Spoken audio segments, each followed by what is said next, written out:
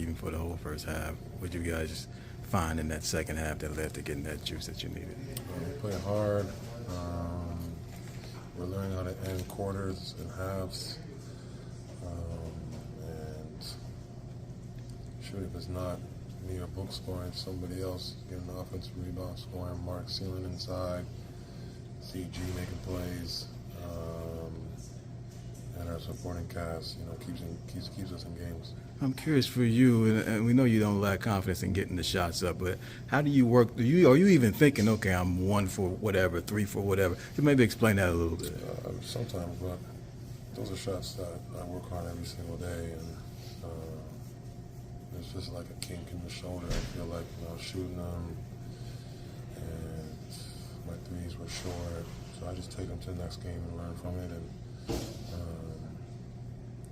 just not get phased by it. Keep shooting, keep going, and then I start getting to shots that I like, and they're falling. Can you give us the PG version of what you think you said that led to the fine?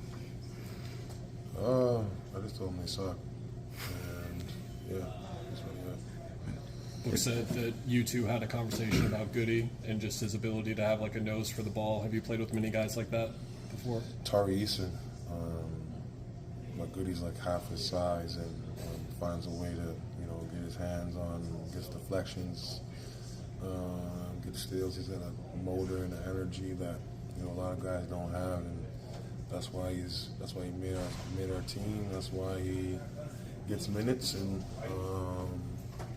that's why he's an important piece for our group. Plug him into the starting lineup, and he let us not drop off, which is amazing. So I challenge him every day to get better and better, and he's rising to the occasion. We've talked before. Playing back-to-backs, how important is it to get that front end of those to give yourself a chance to run the table on them? We want to get both. We got guys that are ready to play, hungry to play. Nick also, man if needed. But we got guys that are hungry, ready to get plugged in, and do the same thing that Mark does: seal, block shots, be able to man the middle. And tomorrow's going to be a good test for both of those guys with some good bigs, and I can't wait to see. For a team that switches at like the second highest rate in the league, you have to naturally live with some quote-unquote disadvantage, but you have a crowd of guards with your team that you don't always have to go for the scram switch because they can just be solid in the post. How do you see that help you all uptick the deflections because you don't have to worry about undoing things? Yeah, and it deters teams from getting to those mismatches because they don't know if we're in a double team or be single coverage, or we're able to kick guys out and be able to get the matchup that we want on the backside with little time left on the shot clock. And we got a lot of things that B. Randall has for us on the defensive side. We at the end of the day, defense is all about heart and how hard you play.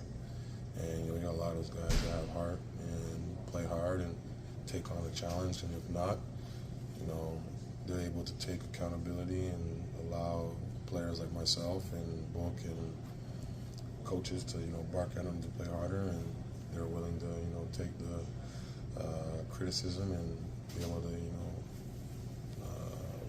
bring it into fruition in the next plays, next possessions. We talked about it with Book earlier. You're not a guy that needs extra motivation, but is there extra for tomorrow? For sure. I'm gonna get my rest, my Wheaties, and can't wait to see Ime tomorrow.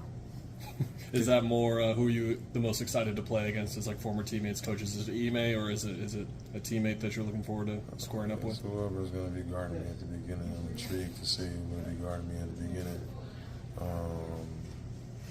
And we're going to have to figure out against that zone what we're going to do with it, because they're not going to play man with us. So we're going to see a lot of zone.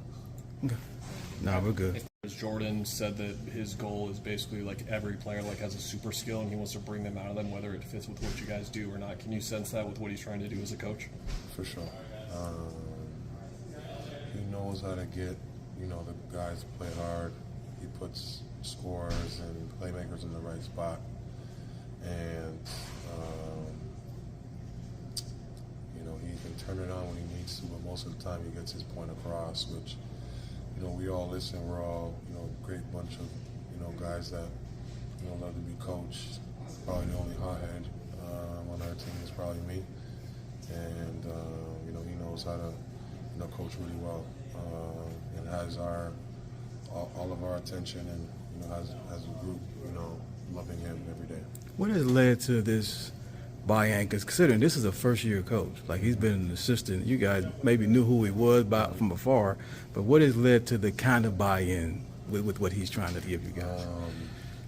During the summer, being there, having conversations every day, joining like a person's skill development, like passing or rebounding. He came visit me in Toronto. We had dinner. He's a player's coach, and he's always asking us for our feedback. And he got the locker room real quick, and we got tremendous respect for him and his grind. He grinds every single day. I tell you guys, he's literally in his office like every day. His wife probably gets so mad at him for being at work every day, but it pays off, as you can see. So me and him are like the same. Like every time I'm in the gym, I catch him in the office, and we always either break down film or talk game or just talk shit. And he's one of my favorite coaches. How important is it for y'all, especially